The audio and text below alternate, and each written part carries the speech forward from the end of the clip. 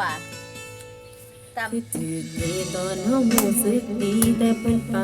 บ่ได้ลาจากยาเริ่มมีหวังแต่ก็ต้องหมดหวังนั่งซื่อๆก็รู้สึกเจ็บบ่เคยจำย้อนว่าใจง่ายพอสิหักไผก็ใจอักเสบเขาก็ไปตามสเต็ปแต่เฮาเสือกจริงจังอีหลี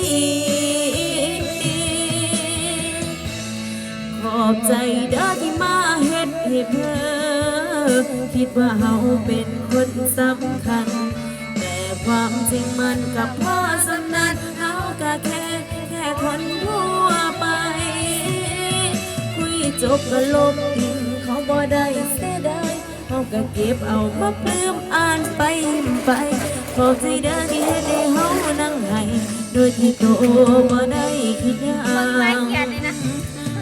ลบตัวมองนะลบก็บอกนะไม่เขียนมันเป็นอันนี้คนใช่ไหมไม่ออกจริงแค่พ่อ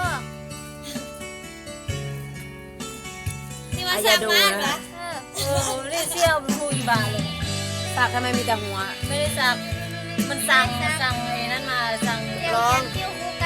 ร้องของอ๋อเนี่ยเอซีเป็นคิ้วอ่ะช่างมันยังเขียนว่าเป็น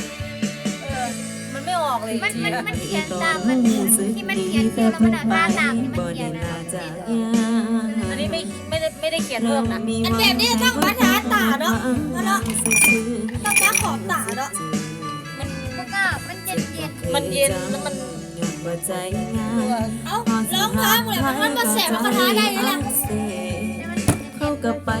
ตาม มันมาแสบมาทาได้แต่เฮาเสือกจริงจัง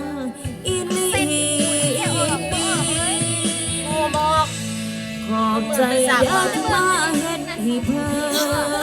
นคิดว่าเฮาเป็นคนสำคัญแต่ความจริงมันกับพ่อสำคัญ อันนี้สั่งมายังได้เป็นเขียนอีกเนาะคุยจบก็ลบทิ้งเขาบ่ได้เสียดายเขาก็เก็บเอามาปลื้มอ่านไปขอบใจเด้อที่เฮ็ดให้เฮานั่งให้โดยที่ตัวบ่ได้คิดหยังขอบใจเด้อที่มาเฮ็ดให้เพิ่นคิดว่าเฮาเป็นคนสำคัญ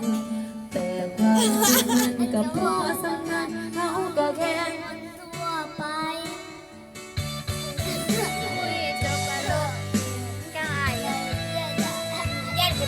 มาปลื้มอ่านไป